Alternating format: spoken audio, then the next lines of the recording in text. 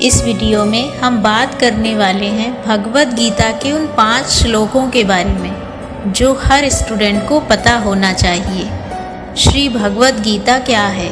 ये एक ऐसा ग्रंथ है जो केवल एक धार्मिक ग्रंथ नहीं है। भगवद गीता जीवन जीने का तरीका है। अगर आप बिजनेस कर रहे हैं तो बिजनेस को सक्सेसफुल कैसे बनाना है। अगर आप ज़िंदगी में कुछ बहुत बड़ा अचीव करना चाहते हैं तो वो आप कैसे अचीव करेंगे। अगर आप एक स्टूडेंट हैं और मन लगाकर पढ़ाई करना चाहते हैं, पढ़ लिख कर अपना नाम रोशन करना चाहते हैं, तो आपको भगवद गीता के इन 5 श्लोकों के बारे में ज़रूर पता होना चाहिए, क्योंकि भगवद गीता श्री कृष्ण के द्वारा बोला गया एक ऐसा अनूठा ज्ञान का खजाना है जिसमें आपके हर प्रश्न का उत्तर है। जन्म से लेकर मरने तक जितनी भी समस्याएं हैं इस दुनिया की या इस दुनिया के बाद की भी, वो सब की सब इस भगवद गीता में लिखी हुई हैं। हर इंसान, चाहे वो किसी भी धर्म का हो, किसी भी उम्र का हो, बच्चा हो, बूढ़ा हो, आदमी हो या औरत हो, इन सब चीज़ों से परे हट कर के है भगवद गीता। ये वीडियो स्टूडेंट्स के लिए बनाया गया है, लेकिन इसका बेनिफिट हर कोई ले सकता है। अगर आपकी लाइफ में कोई भी ड्रीम है, कोई भी गोल है, तो आप इस वीडियो को ज़रूर देखें लास्ट तक। आप बेहतर तरीके से इन शिक्षाओं को समझ पाएँ, इसलिए हम एकदम सिंपल भाषा में गीता की इन शिक्षाओं के बारे में चर्चा करेंगे। भगवद गीता वो महाग्रंथ है जो आपकी ज़िंदगी को एक अलग ऊंचाई पर लेकर जा सकता है, जहाँ तक आप सोच भी नहीं सकते हो। पहले श्लोक की बात करने वाले हैं अध्याय 2 के श्लोक नंबर 47 की। कर्म करने का अधिकार है आपका, फल की चिंता करने का नहीं। कर्म फल की चिंता आपको नहीं करनी चाहिए और ना ही आपको अपना कार्य करने में आलस करना चाहिए। ये भगवद गीता का नंबर 1। वैसे तो हर श्लोक में बहुत ज्ञान की चीज़ें लिखी हुई हैं, लेकिन अगर भगवद गीता से कोई एक श्लोक निकाल कर के लाने को कहा जाए तो वो यही श्लोक है, अध्याय 2 का 47वां श्लोक, कि मनुष्यों को अपना काम करने की टेंशन होनी चाहिए, उसके रिज़ल्ट को पाने की टेंशन उसकी नहीं है, क्योंकि रिज़ल्ट उसका वैसा ही बनेगा जैसा आपने काम किया है। आपका पूरा अधिकार है कि आप उस काम को अच्छे से करो, मेहनत लगा के करो, लेकिन उसके रिज़ल्ट का मोह नहीं करना चाहिए। हर रोज़ इंतज़ार नहीं देखते रहना चाहिए कि इतनी मेहनत की है, अभी तक रिज़ल्ट नहीं दिख रहा। आप अपने रिज़ल्ट को माइंड में रखकर अपनी मेहनत और लगन को डिस्टर्ब ना करो। हालांकि ऐसा करना बहुत मुश्किल है, लेकिन अगर आप कोशिश करोगे तो काफ़ी हद तक इस लेवल पर पहुंच जाओगे कि आप केवल अपने गोल्स पर, अपनी पढ़ाई पर ध्यान दोगे, अपनी मेहनत पर ध्यान दोगे। फिर चाहे आप उसके बाद फेल हो जाओ, असफल हो जाओ, आप पे कोई फ़र्क नहीं पड़ेगा, क्योंकि अगर फेल होते हो, असफल होते हो, तो आपको फल नहीं मिलेगा, लेकिन आपको सीख ज़रूर मिलेगी, ज्ञान ज़रूर मिलेगा। और ये हर स्टूडेंट को अपने दिमाग में बिठा कर रखना चाहिए कि उसका काम है पढ़ाई करना, नॉलेज हासिल करना, रिज़ल्ट ऊपर वाले के हाथ में है। भगवद गीता का दूसरा श्लोक है अध्याय 6 का श्लोक नंबर 26। इसमें लिखा हुआ है कि जब जब मन चंचल होकर भटकता है, उसे वापस नियंत्रण में लाकर उसे अपनी आत्मा में ही स्थिर करना चाहिए। इस बात का क्या मतलब है? इसका केवल धार्मिक मीनिंग नहीं निकलता है, इस बात का बहुत बड़ा मीनिंग निकलता है कि जब जब आपका मन चंचल होकर भटक रहा है, कोई भी कारण हो भटकने का, आपके काम पर आपका मन नहीं लग रहा है, तो उसे नियंत्रण में ला करके अपनी आत्मा में स्थिर करना चाहिए। कहने का मतलब है उसको वापस ला करके अपने काम में, अपने अंदर ही रखना चाहिए, क्योंकि मन की प्रवृत्ति है भटकना, मन का स्वभाव है चंचल होना। अगर इस दुनिया में सबसे वोलेटाइल कोई चीज़ है तो वो है आपका मन। जब आप किताब खोलकर बैठते हो तब क्या विचार आते हैं? मुझे तो वो काम करना था, मुझे तो घूमने जाना था, 5 मिनट फ़ोन देख लेते हैं, 5 मिनट में क्या ही फ़र्क पड़ेगा।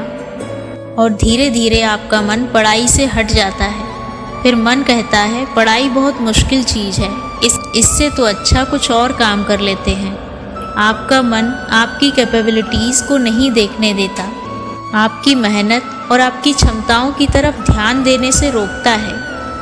लेकिन अगर आपने मन को वश में कर लिया है, जो कि भगवद गीता में स्पष्ट लिखा है कि मन ऐसी चीज़ है जो सबसे ज़्यादा चंचल है, लेकिन अभ्यास करके इसे अपने वश में किया जा सकता है। अगर मन भटक रहा है पढ़ते समय या अपने गोल्स पे फोकस करते समय, तो आपको प्रैक्टिस करनी चाहिए कि इसे आप कंट्रोल कर सको। और अपने मन को कंट्रोल करने के बहुत सारे तरीके हैं। चाहो तो आप मेडिटेशन कर सकते हो, हर दिन 15 से आधा घंटा ध्यान लगा सकते हो।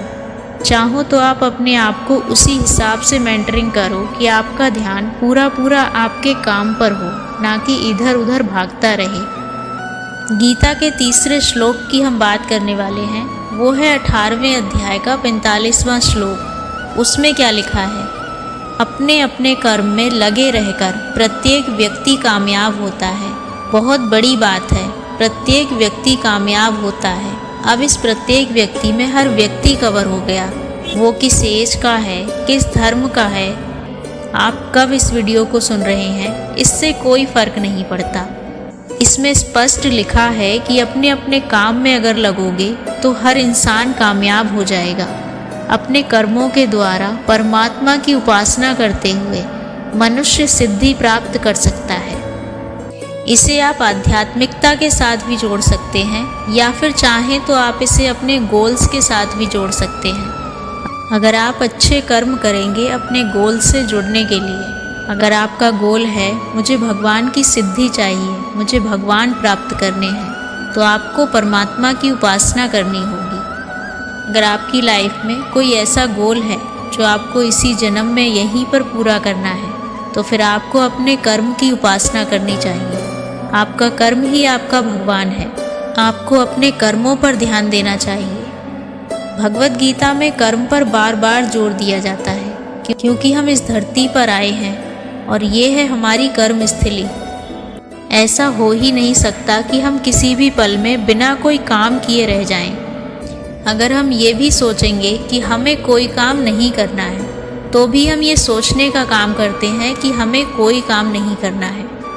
ऐसा हो ही नहीं सकता कि हम बिना काम किए रह जाएं। इसीलिए श्रीमद् भगवद गीता में श्री कृष्ण कहते हैं कि अपने अपने कर्म में लगे रहकर, क्योंकि कर्म तो आपको ही करना है। और कर्म कौन सा करना है? अपना कर्म, जो आपको आपकी मंजिल तक लेकर जाता है। अगर आप स्टूडेंट हो तो आपका कर्म क्या है? स्टडी करना। अगर आप स्टडी करोगे तो क्या होगा? प्रत्येक व्यक्ति कामयाब होता है। प्रत्येक व्यक्ति में आप भी आ गए हो। इस वीडियो में हम जिस चौथे श्लोक की बात करने वाले हैं, वो है अध्याय 6 का 5वां श्लोक। इसमें क्या लिखा है? व्यक्ति को अपने द्वारा ही अपना उद्धार करना चाहिए, ना कि खुद को नीचे गिराना चाहिए। कोई नहीं आएगा जो आपका हाथ पकड़कर कहेगा ये काम कर लो, मैं तेरे साथ हूँ। भगवान ने खुद कहा है कि व्यक्ति को अपने द्वारा ही अपना उद्धार करना चाहिए, ना कि अपने को नीचे गिराना। इसका मीनिंग है कि आप चाहे जो कर सकते हो, अपना उद्धार कर सकते हो, यानी अपने को बेटर बनाना, अपने को परफेक्ट बनाना, एक्सीलेंट बनाना, तो भी आपका यही रोल है। और अपने को नीचे गिराना है तो भी आपका यही रोल है। आपको अपने लिए खुद ही खड़े होना है, खुद ही अपनी जिम्मेदारी लेनी है। आपको पढ़ना है या नहीं पढ़ना है, इन दोनों में से आपको ही चूज करना है कि आप अपने आप को बर्बाद करना चाहते हो या आगे बढ़ाना चाहते हो और उद्धार करना चाहते हो। दोनों में से एक काम आपको करना है और दोनों आप कर सकते हो। मर्जी आपकी है कि कौन सा करना है। आगे के श्लोक में श्री कृष्ण कहते हैं कि आत्मा ही अपनी मित्र होती है और आत्मा ही अपनी शत्रु होती है। ये बात क्यों कही गई है? आत्मा क्या है? आत्मा है आप खुद। आप खुद ही अपने मित्र हो और आप खुद ही अपने दुश्मन हो, क्योंकि आपके जो कर्म हैं उनका फल आपको हर दिन मिलता है। अगर आज आपको रिजल्ट नहीं मिला तो थोड़े दिन बाद आपको रिजल्ट मिल जाएगा। हर एक्शन से एक रिजल्ट जनरेट होता है, हर कर्म का फल होता है। अगर आप अच्छा काम करोगे, सही दिशा में मेहनत करोगे, स्टडी करोगे उसका रिजल्ट अच्छा जनरेट होगा। अगर आप काम नहीं करोगे, टाइम पास करोगे, गप्पे लड़ाओगे तो क्या रिजल्ट प्राप्त होगा? आप जानते हो, टोटली नेगेटिव। और इस तरह आप खुद के ही शत्रु बन जाते हैं। इस वीडियो का 5वां और आखिरी श्लोक जो हर स्टूडेंट को पता होना चाहिए वो है अध्याय 18 का श्लोक नंबर 58। इसमें क्या कहते हैं श्री कृष्ण कि मेरे चिंतन में रहकर मेरी कृपा से तुम सभी कठिनाइयों को पार कर लोगे। भगवद गीता किसको सुनाई गई थी उस टाइम पर? अर्जुन को।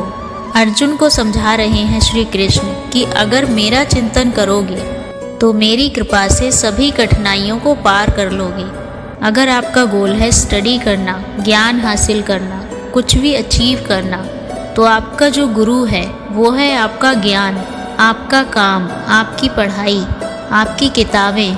इनके चिंतन में अगर आप स्थिर हो जाओगे तो सारी कठिनाइयों को पार कर जाओगे। क्योंकि तुम्हें अगर पता है कि तुम जो काम कर रहे हो तुम्हारा पूरा ध्यान उसी पे है, और अगर तुम्हारा ध्यान तुम्हारे गोल्स पे है तो फिर तुम्हारा ध्यान मुसीबतों पे कभी नहीं होगा। आगे कहते हैं श्री कृष्ण कि यदि तुम अहंकार के कारण मेरी बातें नहीं सुनोगे तो नष्ट हो जाओगे। कहने का मतलब है कि आपके मन में किसी भी तरह का ईगो है, किसी भी तरह का घमंड है, किसी भी तरह की नेगेटिविटी है, उसकी वजह से अगर आप अपने लक्ष्य की तरफ नहीं देखते हो तो आप नष्ट हो जाओगे। नष्ट होने का मतलब ये नहीं है कि आप गायब ही हो जाओगे दुनिया से। आपकी ज़िंदगी बर्बाद हो जाएगी। आपकी ज़िंदगी में कोई गोल नहीं बचेगा, और आपकी ज़िंदगी में कोई गोल ही नहीं बचेगा तो आपकी ज़िंदगी तो फिर जानवर के समान ही है ना। इस वीडियो को समराइज़ कर लेते हैं। पहली सीख अध्याय 2 श्लोक नंबर 47 कि कर्म करने का अधिकार है आपका, फल की चिंता करने का नहीं। दूसरी सीख अध्याय 6 श्लोक नंबर 26 जब जब मन चंचल होकर के भटकता रहता है तो उसे वापस नियंत्रण में ला करके अपने आप में स्थिर हो जाना चाहिए। तीसरी सीख अध्याय 18 श्लोक नंबर 45 अपने अपने कर्म में लगे रहकर प्रत्येक व्यक्ति कामयाब होता है। अगर आप स्टूडेंट हो तो आप भी कामयाब हो जाओगे, केवल अपने कर्म में लगे रहो। सीख नंबर 4 जो भगवद गीता से हमें मिलती है इस वीडियो के माध्यम से, अध्याय 6 श्लोक नंबर 5 व्यक्ति को अपने द्वारा ही अपना उद्धार करना चाहिए, ना कि अपने को डाउन करना चाहिए, क्योंकि अपनी जिम्मेदारी हमें खुद ही लेनी होगी और कोई दूसरा नहीं आएगा हमें आगे बढ़ाने। पांचवी और आखिरी सीख है कि मेरे चिंतन में स्थिर रहकर, यानी कि अपने लक्ष्य के चिंतन में रहकर कठिनाइयों को पार कर सकते हैं। ये कहाँ पर लिखा है? अध्याय 18 के श्लोक नंबर 58 में। अगर आप स्टूडेंट हो तो आपको इन 5 बातों को अपने दिमाग में बिठा लेना है, क्योंकि भगवद गीता एक ऐसा महाग्रंथ है जिसको आप जितना समझोगे उतना कम है। अगर आपने 1% भी समझ लिया तो आपकी ज़िंदगी सफल है। आप अपने गोल्स को पा लोगे।